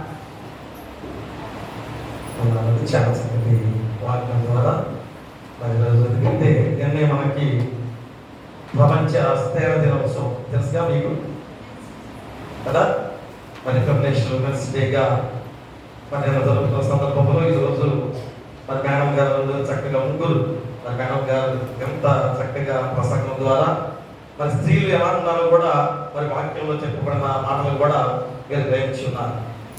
కాబట్టి వాక్యం ముందు నిలిచి ఉంటే ఆ వాక్యమే దేవుడే ఉండగా దేవుడే నిలిచి ఉంటే మనందరం కూడా ఎలాంటి నీతివంతులుగా సత్యవంతులుగా జీవిస్తామో మంచితనంతో మనం జీవిస్తామో చక్కటి వాక్యము ఎంత ఆశ ఆతృత చూసారు దేవుని వాక్యాన్ని బోధించడానికి వారికి ఉన్న ఆసక్తి అనేది ఒకసారి గమనించాలి ప్రియమలా. ఎందుకంటే ఈ సమయంలో చక్కగా వారికి 7:30 అయిపోతుంది కదా, మీకు 6కి అయిపోతుంది, 6 నుంచి 7 గంటల వరకు అయిపోతుంది. చక్కగా ఇంటికి వెళ్ళి అన్ని చేసుకోవచ్చు, వారి పనులు చూసుకోవచ్చు కదా. అయినా కానీ అక్కడ వారు చూసుకొని మళ్ళా మన దగ్గరికి వచ్చి మరి వాక్యం చెప్పడానికి ఎంత ఆసక్తి కలిగిన వారిగా ఉన్నారో మనం చూస్తున్నాం. పోయిన సంవత్సరం కూడా పరిశుద్ధ వారంలో వచ్చారు మేడం గారు, మరి ఇంట్లో చక్కగా సహోదరులు ఇద్దరు కూడా వారు కూడా మరి అంత చక్కటి దేవుని సేవలో వారు ముందుకు సాగుతున్న విధానంలో మరి నిన్నే ప్రపంచ స్త్రీల దినోత్సవం కూడా జరిగిన సందర్భంలో ఈరోజు రావడం కూడా చాలా మంచిదైంది. కాబట్టి మరొకసారి మరి ఇంటర్నేషనల్ ఉమెన్స్ డే సందర్భంగా కూడా అమ్మగారికి వందనాలు తెలియజేసుకుంటాం. అందరూ ఒకసారి చప్పట్లు కొట్టడం దయచేసి.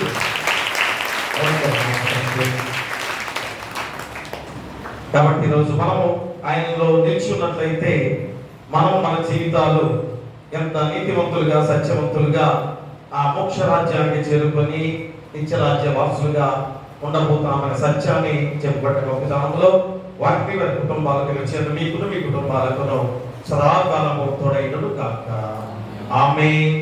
దహనా బలి నీకు నానిస్తము మరియు దైవ పాలనలో విరిగినయా మాయే యెహోవా దేవా విరిగి నలిగినాయతి హృదయ పాలక్షంబు చేయము నికటాక్షంబుతో సియోనుకు ఇప్పుడే నెలరు తోడలో మేలు సేయును ప్రకటంబుగాను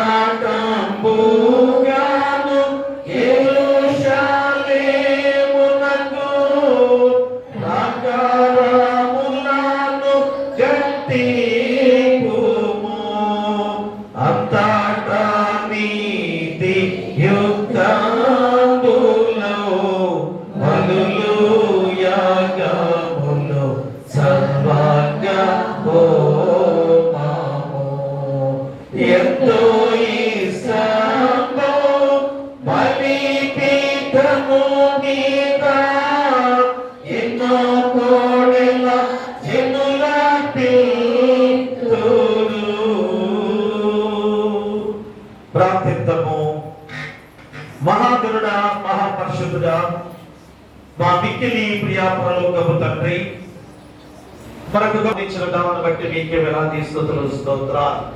మరి వాక్యంలో నిలిచి ఉండుట అనే అంశం ద్వారా అయా వాక్యమే మీరు మీద ఉన్నారు కనుక అయా దేవుని యందు నిలిచి ఉండే ప్రతి వారు కూడా బహుగా ఫలిస్తారని ఆయన చక్కటి వాక్య భాగం ద్వారా గుర్తు చేస్తున్నారు. కాబట్టి దేవుని యందు నిలిచి ఉండేవారు తన పాపాన్ని వీడాలి. ఎందుకంటే ఆయన పాపాన్ని విమోచించిన దేవుడిగా శిలువ బలియాగం ద్వారా మన పాపాల నుంచి విమోచింపజేసిన దేవుడిగా ఉండగా మరి నీ పాపాన్ని విమోచింపజేసుకున్నావా? మరి ఆ విమోచించబడిన వారే నీతికి దాసులుగా ఉంటారని గుర్తు చేస్తున్నారు. ఆ పాపాన్ని నుంచి విమోచించబడిన వారే పరిశుద్ధత కలుగుటకు ఫలమని గుర్తు చేస్తున్నారు. మరి ఇతను పాపాన్ని విడిచిపెట్టిన వారిగా ఉన్నట్లయితే అయా మీ వారసులుగా ఉంటారని గుర్తు చేసిన వాక్యము. మరి పాపాన్ని విడిచిపెడితే సత్యాన్ని గ్రహించి అయా మీలో నిలిచి ఉండి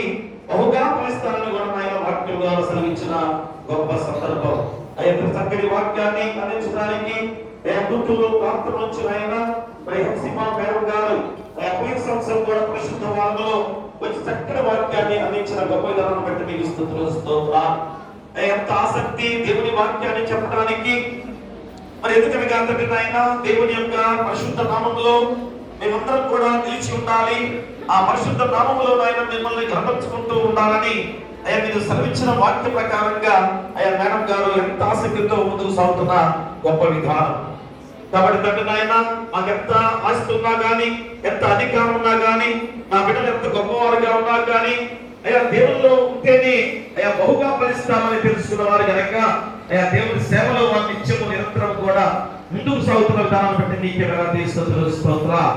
అయ్యా మేడం గారు ప్రార్థన చేస్తూ అయ్యా దీవెనలుగా కుమరించి ఈ యొక్క సేవలో వారు పాత్రులుగా నడుస్తున్న ప్రయాణంలో అయ్యా మీరే తోడుగా నడిపించమని మేము ప్రార్థన చేస్తున్నాం. అలాగే తండ్రి నాయన మన సహోదరులు అయ్యా వారు కూడా ఎంతో చక్కని సహకారం తండ్రి మరి కలిసి అందరూ కూడా ఆ దేవుని సేవలో పరిచర్యలో మేము ఉండాలని ఎంతగా తాపత్రయంతో ముందుకు సాగుతున్న విధానాన్ని బట్టి మీకే వేలాది స్తుతులు స్తోత్రాలు. అయ్యా దినమే ప్రపంచ స్త్రీల దినోత్సవంగా జరుపుకున్న సందర్భం కూడా కాబట్టి ఈ రోజు ఈ ప్రత్యేకంగా వారు మా మధ్యకు వచ్చి చక్కని వాక్యాలు అందించిన విధానంలో సహకరించిన మా సహోదరులు బట్టి కూడా సహోదరి తోడుగా ఉండి ఎలాంటి శోధన రాని కూడా మీరు ఎక్కడ భద్రపరచుకోండి. మళ్ళా తిరిగి వెళ్ళేటప్పుడు క్షేమకరంగా గృహాన్ని నడిపించమని మేము ప్రార్థన చేస్తున్నాం. పరికరమైన ఉత్తరపచ్చు ప్రార్థన బిడ్డలను దీవించండి, వాక్యాన్ని చదివిన బిడ్డలను దీవించండి, ప్రార్థించిన బిడ్డలను దీవించి ఈ రీతిగా 40 రోజులు కూడా నిత్యము నిరంతరం కూడా మీ పాసంలో గడిపే ఈ గొప్ప బాధ్యత మాకు అప్పగింప చేసినందుకు మీకే వేలాది స్తుతులు స్తోత్రం. ఎందుకనగా బిడ్డలు ఎంత కష్టపడుతున్నారో మేము చూస్తున్నాం తండ్రి. మిర్చి పనులు ఇంత ఎండల్లో కూడా ఆ మిర్చి తొలియాలు తీసుకొని మన జీవన విధానంలో ముందుకు సాగుతున్న మా బిడ్డలు దేవుని సన్నిధిలో గడపడానికి కూడా ఎంత ఆసక్తి చూపిస్తున్నాయినా వస్తున్న విధానాన్ని బట్టి కూడా మీకు స్తుతులు స్తోత్రం. ప్రతి వారిని పేరు పేరు దీవించి ఆశీర్వదించండి తండ్రి. ఏ శోధన రాని కూడా మీరు భద్రపరచుకోండి. ఆరోగ్య విషయాల్లో మీరే తోడుగా ఉండి ఎందుకనగా అనారోగ్యత వల్ల ఎంతగా ఆయన శరీరాలు పాడవుతున్నాయో మేము చూస్తున్నాం తండ్రి.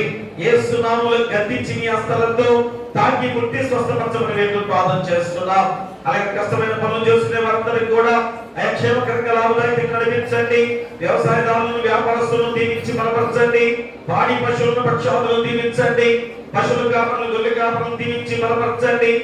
ఉద్యోగస్తులుగా ఉన్న ప్రతి బిడ్డలను కూడా రాకపోకలు మీరు తోడుగా నడిపించండి. ఇతర దేశాల్లో ఇతర రాష్ట్రాల్లో ఉద్యోగాలు చేస్తూ చదువుకునే బిడ్డలు కూడా ఉండగా మీరే ప్రభుత్వం దయచేసి ఇప్పుడు యుద్ధంగా ఉండగా అమెరికాలో ఉన్న బిడ్డల విషయంలో కూడా మేము ప్రార్థన చేస్తున్నాం. ఎలాంటి శోధన రానియకుండా క్షేమకరంగా వారిని చక్కటి ఉద్యోగాల్లో చదువుల విషయంలో కూడా మీరే తోడుగా నడిపించమని మేము ప్రార్థన చేస్తున్నాం. అలాగే తండ్రి నాయన మరి సమయంలో ప్రతి ఒక్కరు కూడా తండ్రి నాయన మరి ఏ రీతిగా మీ యొక్క పరిశుద్ధ నామములో ముందుకు సాగుతున్న ప్రయాణంలో ఎలాంటి శోధన రానియకుండా మీరు భద్రపరచుకోమని కూడా వేడుకలు ప్రార్థన చేస్తున్నాం. ముఖ్యంగా ప్రపంచ నాయకులు, దేశ నాయకులు, రాష్ట్ర నాయకులు, జిల్లా నాయకులు, గ్రామ నాయకులు ప్రతి ఒక్కరు పెట్టి ప్రార్థన చేస్తున్నాం. శాంతి సమాధానాలతో చక్కగా పరిపాలన చేసే బాధ్యత ప్రతి బిడ్డకు కూడా దయచేసి ప్రార్థన చేస్తున్నాం. ఈ గొప్ప సమయంలో మరొకసారి మా సంఘాన్ని బట్టి మేము ప్రార్థన చేస్తున్నాం. నూతన దేవాలయ నిర్మాణ విషయంలో మేము ప్రార్థన చేస్తున్నాం. అంతకన్నా గొప్ప దేవాలయ నిర్మాణంలో కొనసాగడానికి మీ పరిశుద్ధాత్మ శక్తిని కుమ్మరించమని ఇంటర్మీడియట్ ఎగ్జామ్స్ బిడ్డలు రాస్తూ చివరి ప్రయాణంలో ఉండగా మీరే తోడుగా ఉండి మంచి విజయాలతో నడిపించే బాధ్యత బిడ్డలు దయచేయండి. మిగతా తరగతుల వారు కూడా ఎగ్జామ్స్ సిద్ధపడబోతున్నారు. 10th క్లాస్ ఎగ్జామ్స్ కూడా రాబోతున్నాయి. మీరే తోడుగా ఉండి మంచి విజయాలతో నడిపించండి. ఏ శోధన రానియకుండా ఎడదెబ్బ తగలకుండా క్షేమకరంగా నడిపించమని మేము ప్రార్థన చేస్తున్నాం. ఇక్కడ ఉన్న రిటైర్ మాస్టర్ గారుగా ఆదమయ్య గారు ప్రార్థన చేస్తున్నాం. మంచి ఆరోగ్యాన్ని ఇవ్వండి. పార్సల్ గారిని వారి కుటుంబాన్ని బిడ్డలు దీవించి ఆశించి బలపరచమని మేము ప్రార్థన చేస్తున్నాం. ఆయన డెలివరీ గారిని సకపెద్దలను కులపెద్దలను పిసిసి వారిని సర్వాలను దీవించి సంఘానికి ఐకమత్యంలో నడిపించే విధంగా మీ పరిశుద్ధాత్మ శక్తిని కుమ్మరించండి. అలాగే మా ఏసీ సంఘ విషయంలో మేము ప్రార్థిస్తున్నాం. జడ్జీలుగా వారు పరిపాలించే విధానంలో చక్కగా పరిపాలన జరగడానికి త్వరలో ఎలక్షన్స్ కూడా జరపాలని వారు ఎంతగా ఆత్మతో నడిపిస్తుండగా మీరే మీ కృపతో కృపతో ముందుకు నడిపించండి. త్వరగా ఆ ఎలక్షన్స్ ద్వారా చక్కని పరిపాలనతో ముందుకు సాగే బాధ్యత దయచేయమని వేడుకలు ప్రార్థన చేస్తున్నాం. మరి ఈ గొప్ప సమయంలో మరొకసారి మీ పరిశుద్ధాత్మ శక్తిని అయా ప్రతి బిడ్డ మీద కుమ్మరించమని, అయా తిరుగుతున్నగా క్షేమకరంగా నడిపించమని, సంఘం చుట్టూ గ్రామం చుట్టూ కూడా మీ దేవదూతల కంచెగా ఉంచమని నీ కుమారుడు మా ప్రభువైన యేసుక్రీస్తు ద్వారా వేడుకొంచున్నాము తండ్రి. ఆమేన్. పరలోక బంధున తండ్రి, నీ నామం పరిశుద్ధపరచబడును గాక, నీ రాజ్యం వచ్చును గాక, నీ చిత్తం పరలోకమందు నెరవేర్చును భూమి యందు నెరవేరును గాక. మనదనాహారం నేను మాకు దయచేయము. మళ్ళీ అపరాధము చేసిన వారిని క్షమించున్న ప్రకారం అపరాధములను క్షమించుము. శోధనను తీర్ఘాదృష్టును తప్పించుము. రాజ్యమును శక్తియు మహిమయు నిరంతరము నీవై ఉన్నవి. ఆమేన్. మన ప్రభువైన యేసుక్రీస్తు ప్రేమ, మన తండ్రి అయిన దేవుని కృప, పరిశుద్ధాత్మ అన్యోన్య సహవాసము ఇదిగో తండ్రి యొక్క 40 రోజుల శిలువ ధ్యానాలలో 15వ రోజు వాక్యమందు నిలిచి ఉండుట అనే అంశం ద్వారా అయా వాక్యం అనగా దేవుడే, అయా దేవుని యందు నిలిచి ఉన్న వారందరూ కూడా నీతి, పరిశుద్ధత, మరి మంచితనము, అయా సత్యములో నడిపించబడతారు. దాని ద్వారా నిత్య జీవాన్ని పొందుకునే శక్తివంతులుగా ఉంటారని చక్కటి వాక్యాన్ని అందించబడి ఉండగా ఆ వాక్యాన్ని హృదయంలో భద్రపరుచుకుని వెళుతున్న ఈ బిడ్డలకును, రాని వారికి, సంఘానికి, గ్రామానికి, రాష్ట్రానికి, దేశానికి, ప్రపంచంలో ప్రతి బిడ్డలకును సదాకాలము తోడైండును గాక. ఆమేన్. కటకట పాపస కటము బాపుటకింత పట్టు బాధ నుండి నావా ఎటువంటిది ప్రేమ, ఎటువంటిది శాంతమిదులవ నిందు స్వామి. ఏ పాపమెరుగని యో పావన మూర్తి పాపవి మోచకుండా నా పావి దైవమా, నా పాపములకుర ఈ పాటలు నొందినావా. ఆమేన్. ఏమన్నా అండి, మన పాప God bless you, Mother. Thank you.